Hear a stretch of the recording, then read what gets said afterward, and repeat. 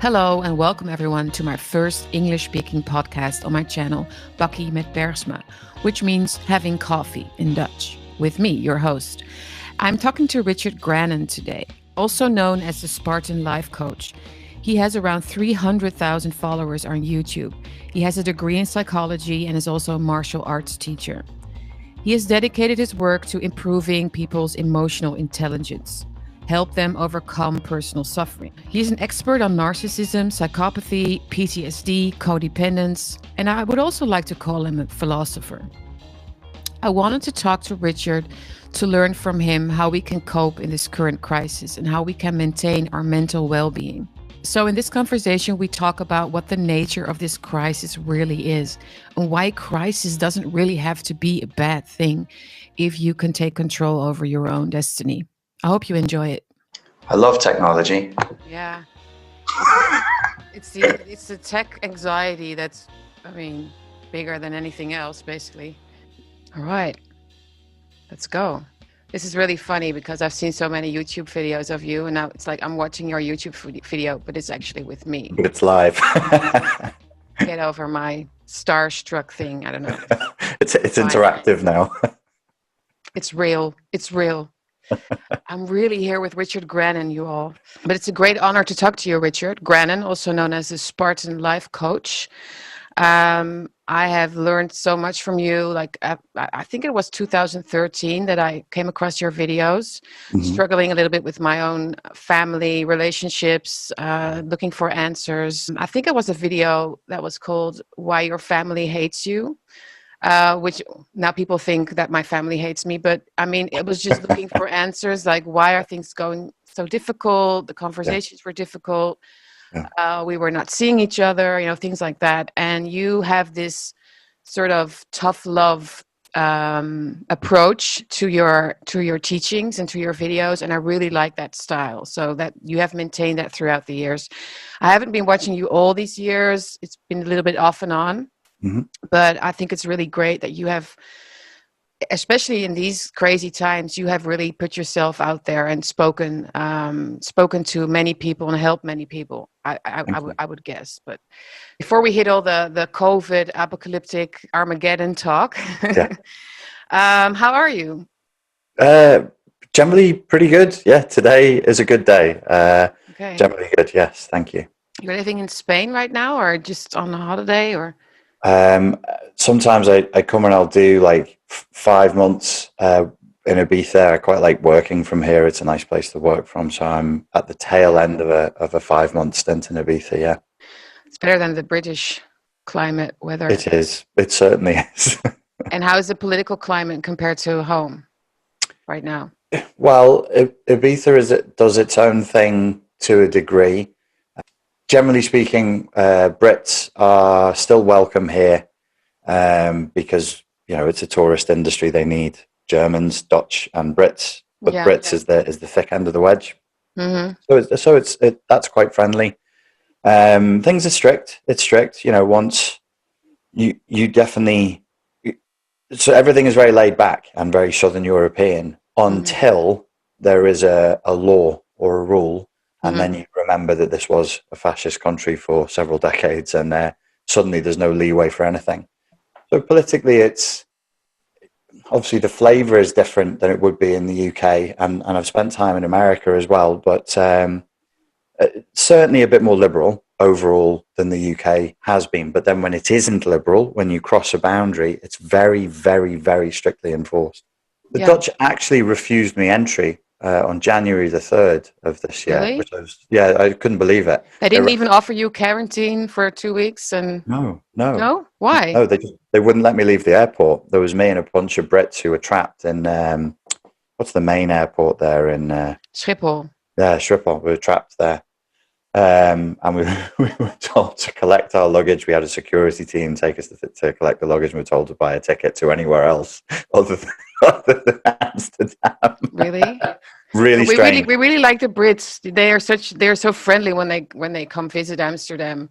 They are never drunk. They never misbehave. The interest for me is that you know so much about narcissism, and I think that we cannot discuss this day and age, this crisis we are in right now, without actually talking about this issue as well.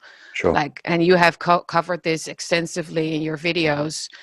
And maybe my first question should be my most important question. Well, this is my second question, but what skills do we need as people right now to survive basically in this polarized, crazy situation? In Holland, it's the same. It's the same everywhere. People fighting over nothing, you know, yeah. To answer your question, what skills do we need right now to get through this? We need all of them. We need all of the skills. So we as a species are hitting a point, whether it's this or another crisis, we now must grow up. We now must evolve from our adolescence into adulthood. If it wasn't this, it would have been another thing.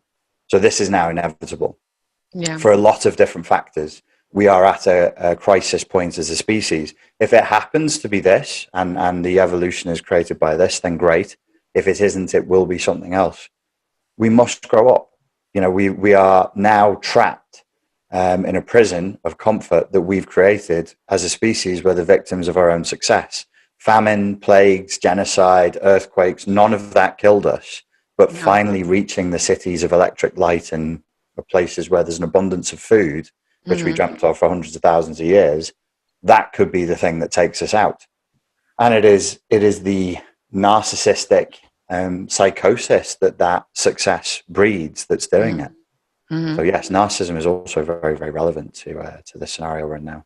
So you're saying the COVID crisis is not actually the primary cause of why we are in this place. It was just just a cause, basically, and it could have been something else that made us all get stuck in this whole mass, you know, creating these masses of people that are just following the narrative and being very unhappy at the same time. They're being very defensive about what they believe should be the solution, and everyone is just in Holland right now. The last few days, we just introduced the Green Pass this last weekend.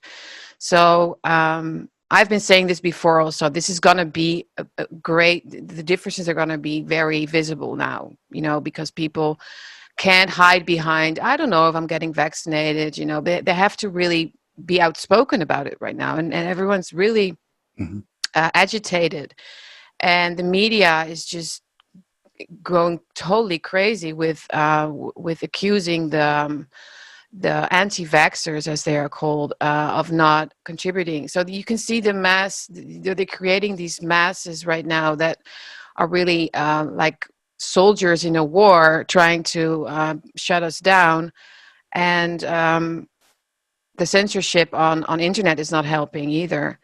So we really need these maybe psychological martial techniques to survive as dissidents, as people that want to, you know, stay critical, basically, just practice critical thinking. It's a psychological warfare more than it is about facts. Would you agree?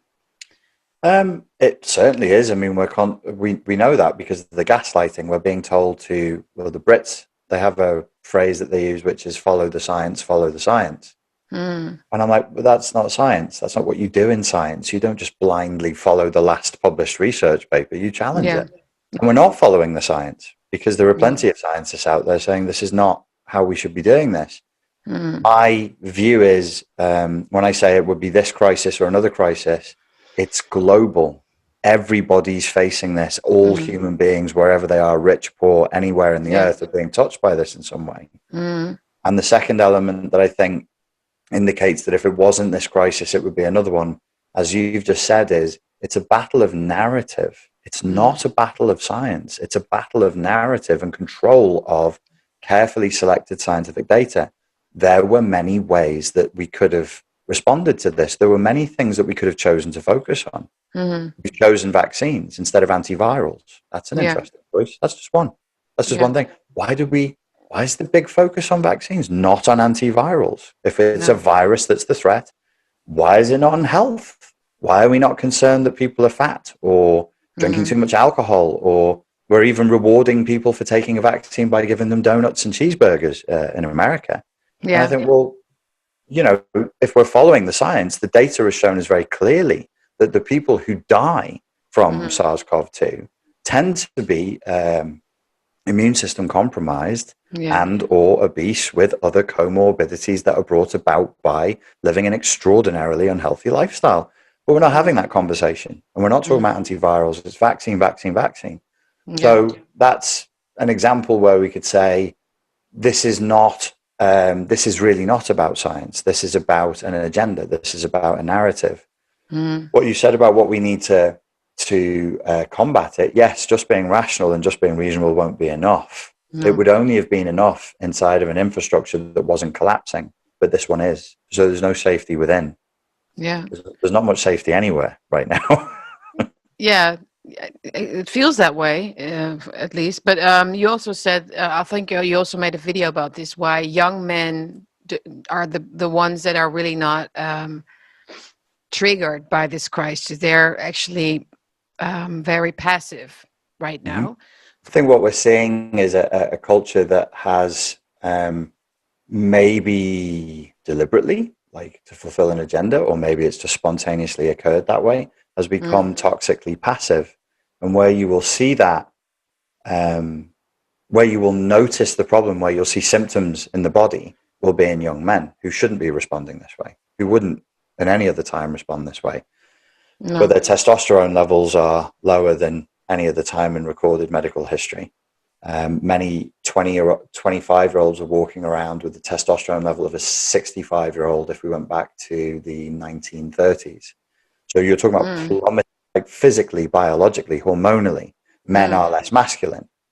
And the whole culture is toxically passive. And it's get things done by whinging, get things done by complaining. Let's make movements and okay, good. But as you just said, these guys are following in that trend. They're complaining. What are they complaining about? They're complaining along the lines of identity politics. Yeah. Oh, the name women for it offends me. What are we talking about, mate? You don't I like think it. it's called Bodies with a Vagina now, Oh, isn't it? God.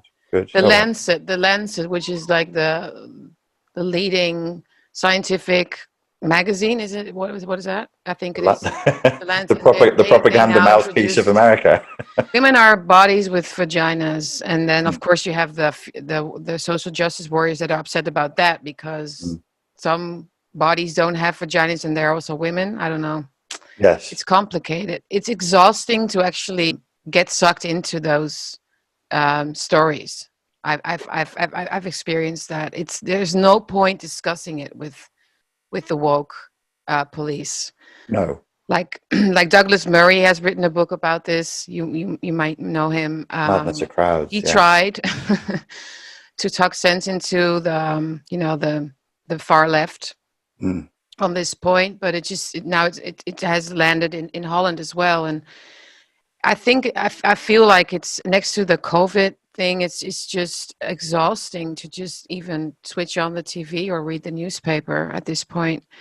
Don't do it. But maybe that's the whole point, isn't it? That we get exhausted.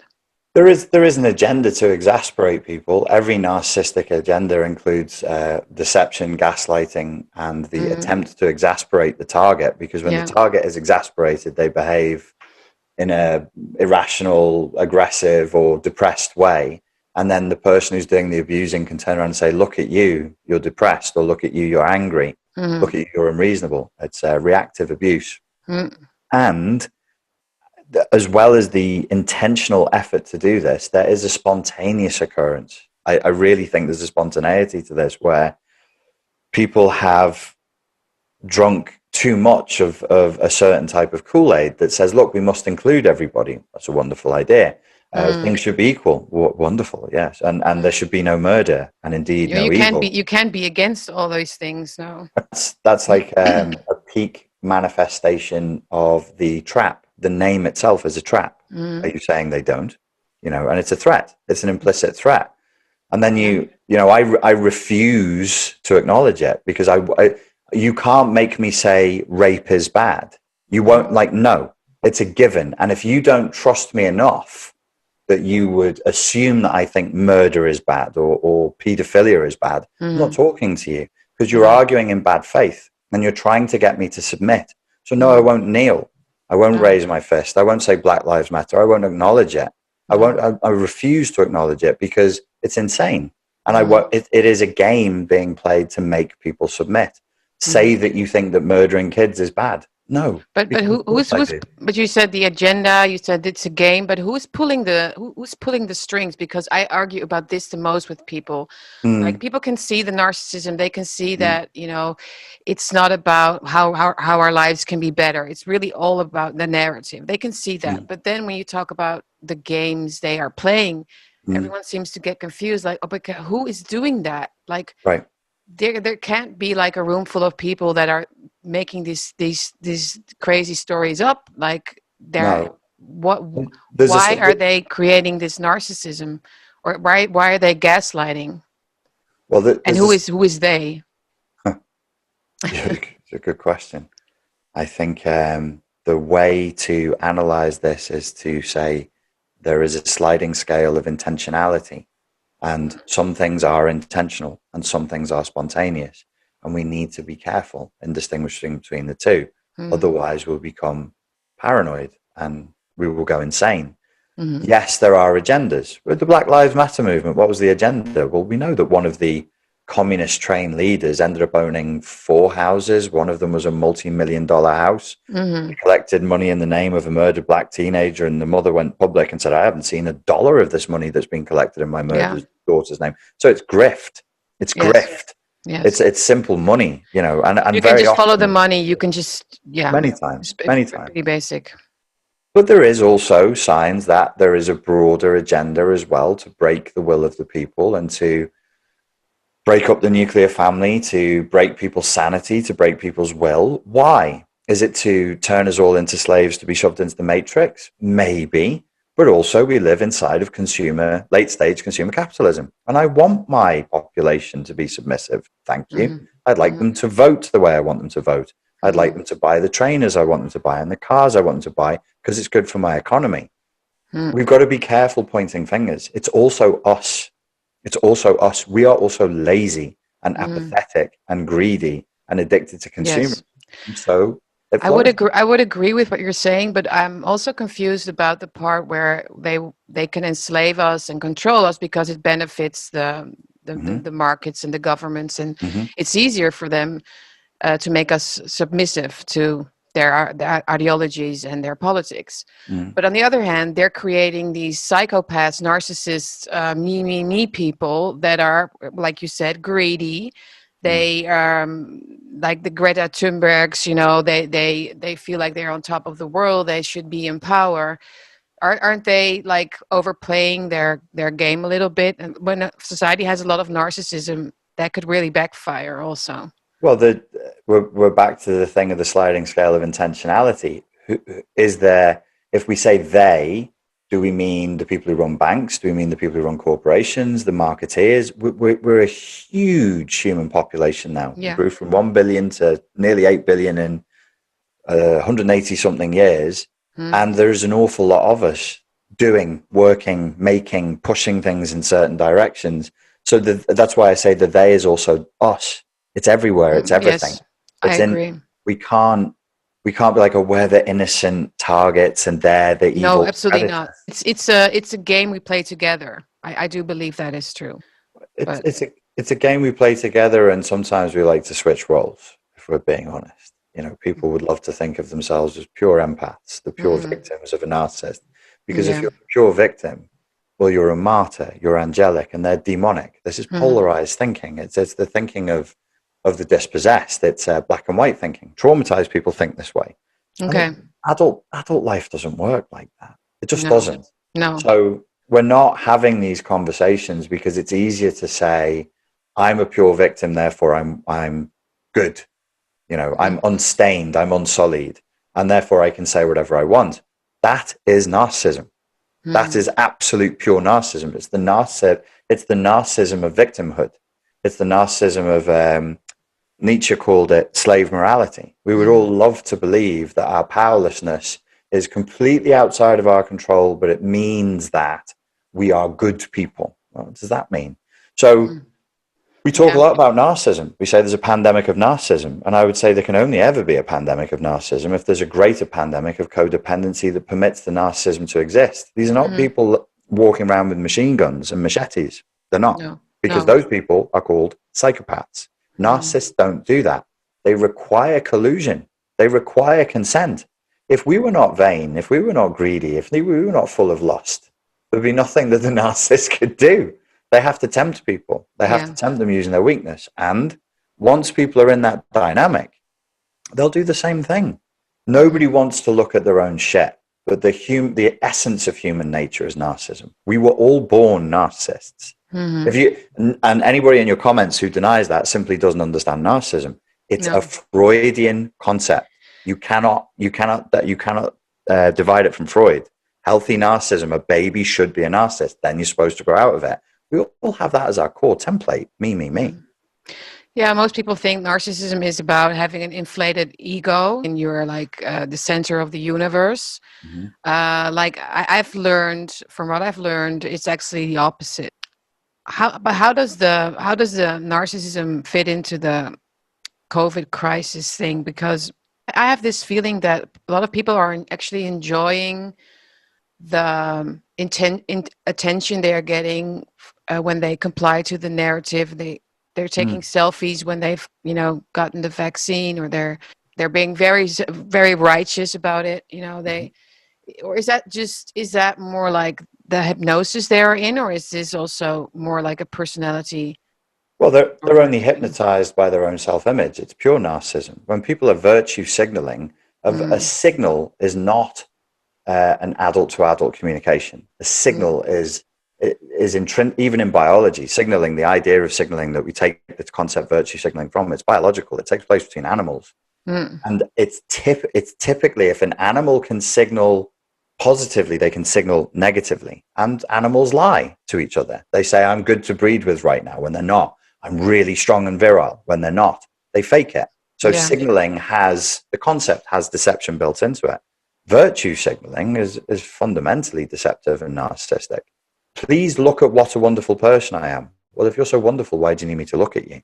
If you did a good thing, I feel like quiet. I think they've really actually taken off that armor of being really likable and virtuous. I'm really seeing the change in the last couple of weeks. Like we have the usual, like, people on the television all the time playing Mr. Nice. I'm gonna save Holland from the virus, and we want to do what's best for everyone. And now they're actually signaling their hatred right now. Yes, but Like, it's still a virtue. How does a Nazi show they're a good Nazi?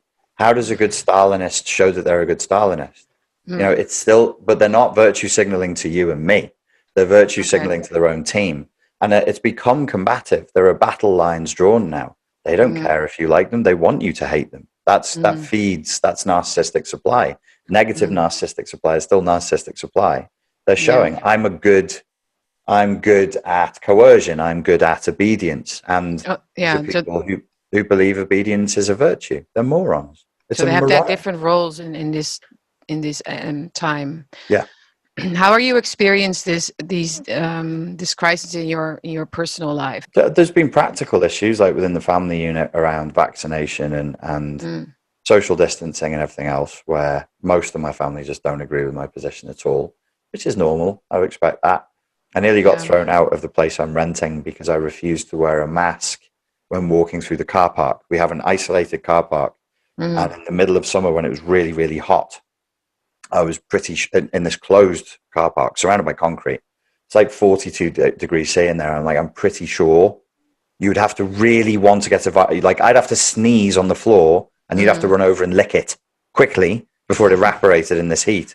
Yeah. And they wanted to throw me out. They had like a little community meeting because I kept refusing to wear the mask in a boiling hot fucking car park. In the gyms here in Spain, when you're training, you're supposed to wear a mask when you train. And I'm not doing that because that's insane. That's insane. I sweat a lot. I'm not sucking on a sweaty, wet piece of material when I'm out of breath. That's insane. But you actually need, I've heard oxygen is important when you're like exercising. I don't know. That. Is that a rumor or I don't know?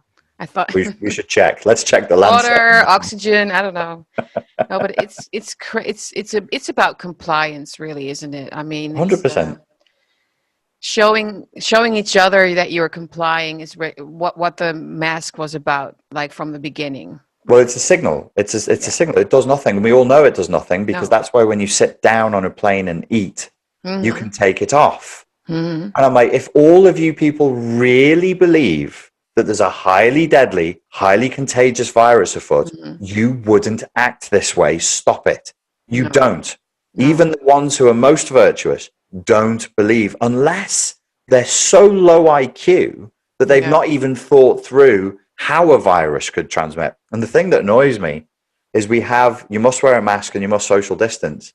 But I saw no order, because I traveled a lot during the pandemic. I saw no order in any country that said, stay home if you have a cold and you're coughing and sneezing. So I have been through airports with people in masks, sneezing, coughing, but it's not illegal. Nobody Yeah. stops them as long as they have a mask on.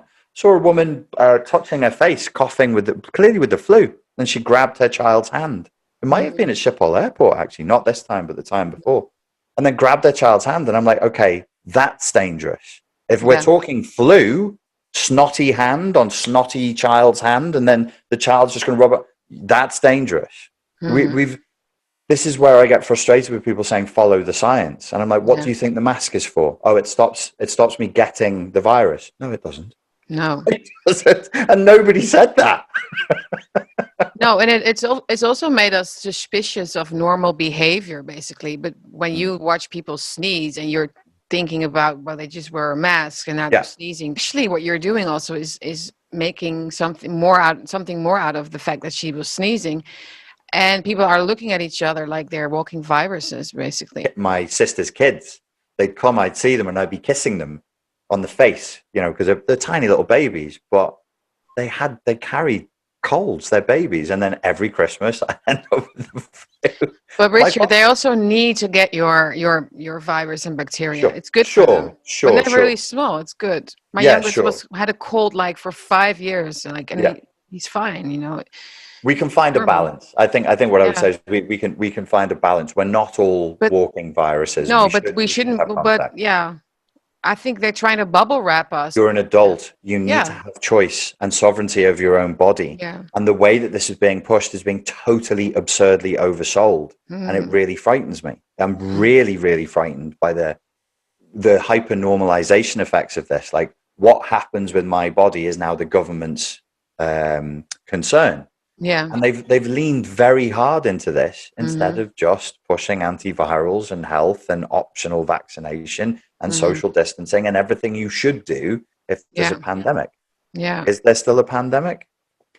Well, it's become clear that big pharma has a big part, of course, in not making us too healthy. Not just the vaccines that they're selling. It's also the antidepressants that they can sell during lockdowns. And I mean, it's skyrocketing right now. Also in the Netherlands, people are depressed and lonely. They shouldn't take pills. I think they should be empowered to find a purpose. I get a lot of emails from people. They're like, okay, I listen to your live streams and it makes me a little less sad about what's happening. And I guess that's a compliment, but it doesn't really reassure me that they are really working on a long-term solution for themselves. Like, I can see it in myself also. I've been having weeks like, okay, well, if the gym is going to close next week, why should I even go now? Your whole life is actually inside this whole issue. I mean, I can walk my dog and I can have a nice meal with friends, but it's like it's always in our minds, like wherever we go, and I don't even watch TV.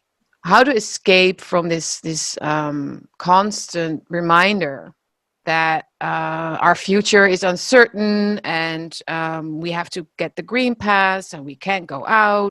So how do you focus on the positive, or should we even focus on the positive? Maybe we should just despair and do something with that.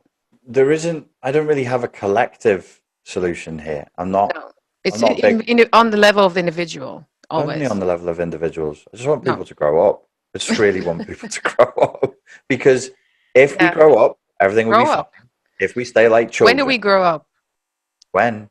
Yeah. The time must be now. When this crisis goes away, there will be another one and another one and another one, because we Mm, can't maintain this. We can't live like this. It's mm. not sensible. It's not sustainable. It's not an adult lifestyle that No. we've adopted. The party's over, but Mm, we're going to keep kicking the can down the road. yeah. And that's all we're doing. You only have to look at the financial system that we're living in, or that we have Mm, been living with. yeah. We're kicking the can down the road. We broke it. It's broken. 2008. We're still dealing with the after effects of 2008.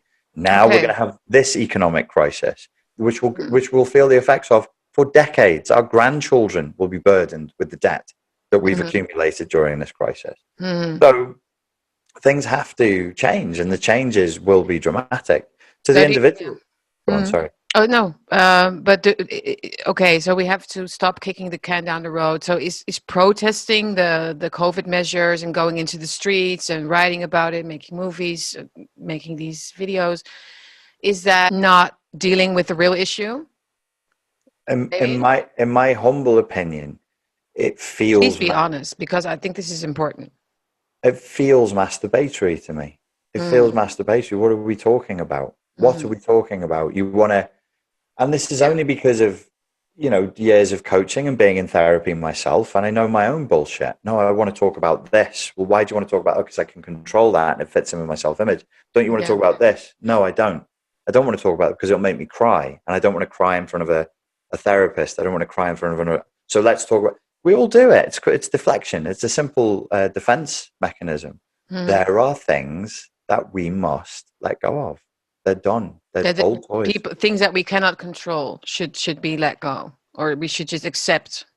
There are toys we like to play with. There are games we like to play. There's Mm, dress up that we like to do. There's roles that we want to play. They're mm, done. It's over. Now, if you keep clinging to it, mm. you might get a couple of decades out of it, but it's going to hurt. It's really, really going to hurt. And you're going to feel very, very sad and very, very anxious while you do it. There are many things that we need to let go of. Yes, there are positives Yeah. that we can focus on, but as you said, yeah, we should do the Kierkegaardian despair thing. Some of this really sucks. Mm, Acknowledge the fact that it really sucks. I think a lot of people are protesting, having their yeah. social movements and everything, hoping it will go back. It won't go back. Are they really? Are they hoping it will go back? I think. They're looking to regain 2018. They just want it back. They just want their lives back. They want Netflix and Uber Eats back, and the freedom to travel wherever they want and Mm, take cheap holidays and all the rest of it. yeah. It's not. It's not Yeah, going to there's a lot happen. of disagreement in the circles that I, work, my colleagues and people I know that are actually going into the streets, or they're very critical of the whole COVID thing.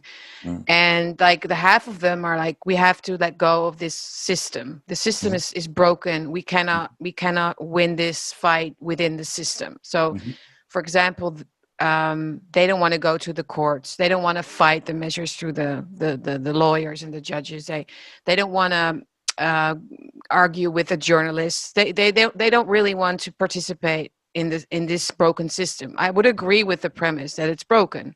mm, So they have like these. They're creating these parallel groups of people. Like they're taking care of each other. They're meeting up. They're mm, thinking about going to other countries, and you have the other side that is going to the courts. They're trying to show the mass what is mm. happening. We don't have the illusion that we will win all these cases, but I think I'm in the middle. I'm really trying to think of a way that fits my belief of what the future should be. I think it's a sad thought that we should call the system off, like the system is bad. I mean, I believe in democracy and the rule of I law. don't think you need to find a solution along those lines. What I would say is your fight is your fight. My fight is mine. You Mm, can't fight my fight. I can't fight yours. I no, have different skills, so it's from each according to their abilities, to I think paraphrase I Marx. think this is true in order to do what you're doing. But Hmm.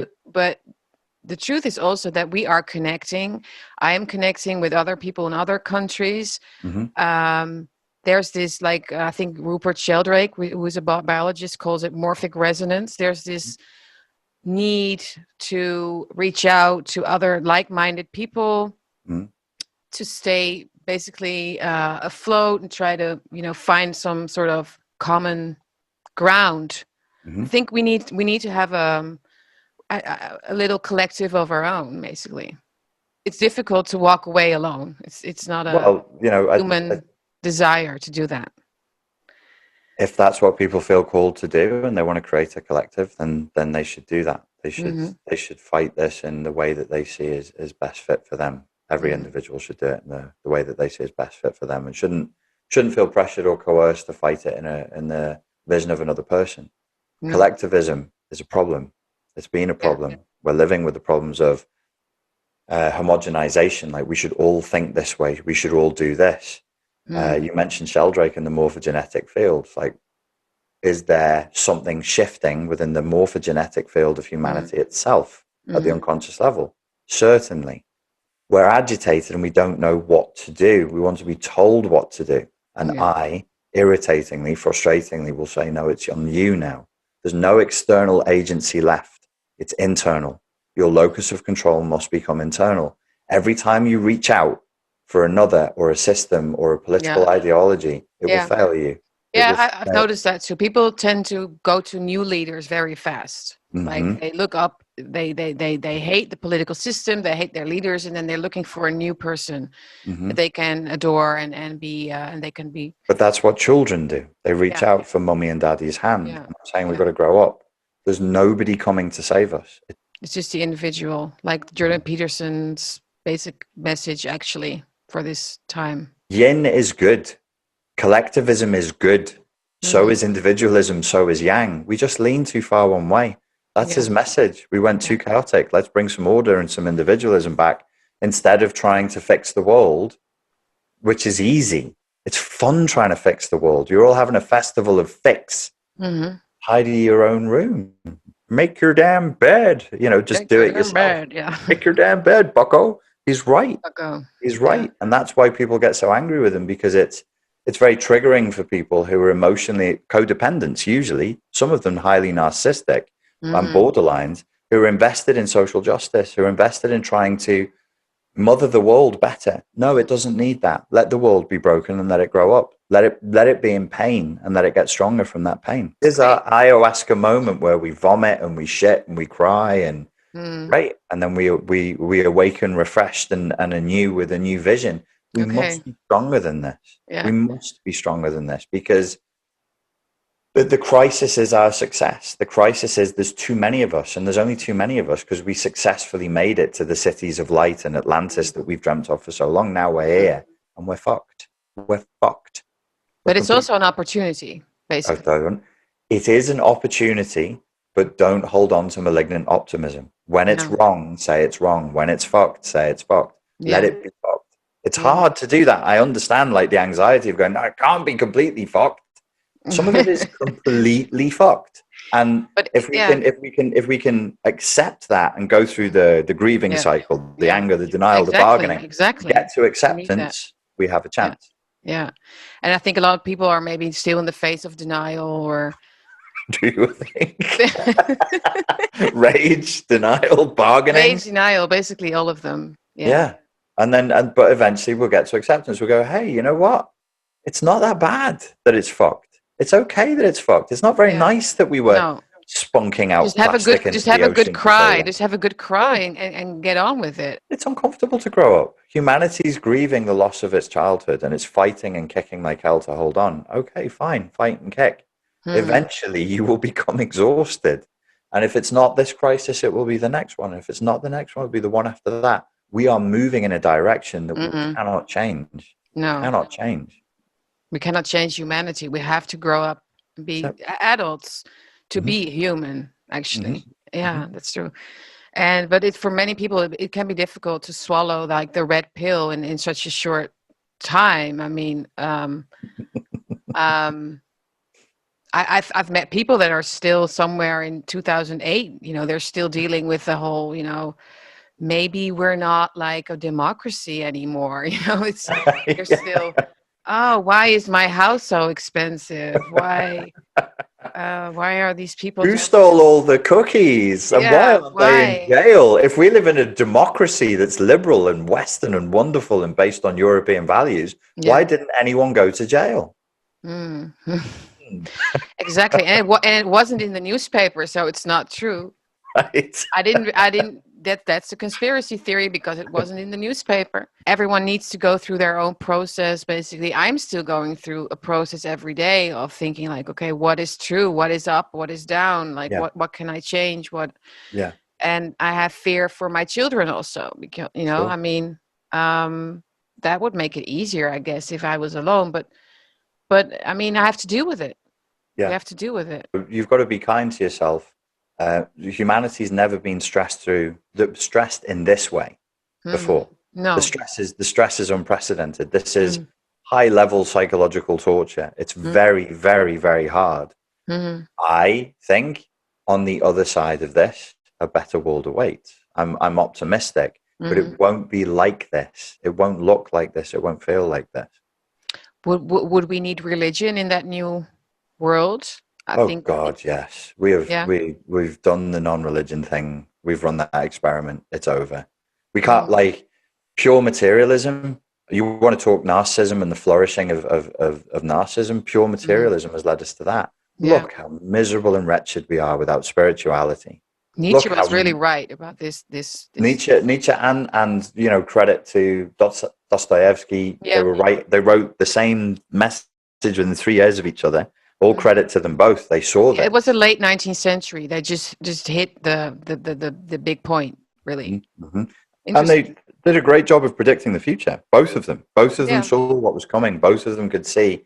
Yeah. But if you took this, I'm not a religious man. I don't believe in an individualized Abrahamic God who's watching over me and wants to smack my bare bottom when I've been bad. I wish I could. I'd find that comforting, even if he was a bad Why would guy. he want to smack you, Richard? He loves you. Yeah, but he does. He can see how naughty I am. That's why he would want to do it. I Yeah. would prefer that than what I have, which is Yeah. like, if I'm being honest with myself, I'm like, no, there's nothing there. There's no there, but I'm here. You're here. This technology is here. That's Hmm. amazing magic. That's Yeah. incredible magic. And if we can come back to each other and we can come back to some humility, so we don't need the old Abrahamic religions. We can't take them back. It's done. Like, I don't really believe in the atheist no, approach. no, I don't know. no. There's nothing But to like it. that, which says that morals are human fabrications, and we can just through common sense we can come to an understanding about what is right and wrong. That is not really working. Like the Sam Harris method. I've seen Sam Harris actually really embracing Yes, the totalitarian yes, way of thinking, exactly, which is exactly. really it's so interesting to So we, study. so we, Why these? so now we see, as Jordan Peterson would say, we see what the application of that philosophy actually is. The Mm, philosophy sounds great, but how do you live? How yeah, are you living? So totalitarianism is how you choose to live if you're yeah, this clever type of atheist yeah, person. yeah. And Dostoevsky created a character like that in the Brothers Karamazov. Unfortunately, I can't remember his name, who was a Sam Harris character. He had all the words, he had all the philosophy, but Mm, no humility, no, no reverence, no, he no doesn't. sense of. For me, I just would say it's simple for me. I go, did I create this? No. Am I causing myself to be? No. So I'm not in charge here? No. No, So it's really simple. At the top of everything isn't me, but no. That's that exactly, without exactly. God, And that's a without that's something. actually a really liberating thought. I Mhm. think to think Yeah, that it way. is. It It's is. like It is. you need this transcendence. You need to think about something larger than yourself Hmm. to actually look at yourself. I think to And to remember what you are and just be like, yeah, I'm still an animal. I'm driven by childhood trauma, memories, cultural trauma, just dumb stuff. Like yeah. I'm not worthless because of it, but you and I, like all of humanity, Hmm. our language isn't our own, our thoughts are not our own, and our impulses are not our own. It's No, pure narcissism to say, oh, I'm a self driven, I choose this, I choose that. No, not really.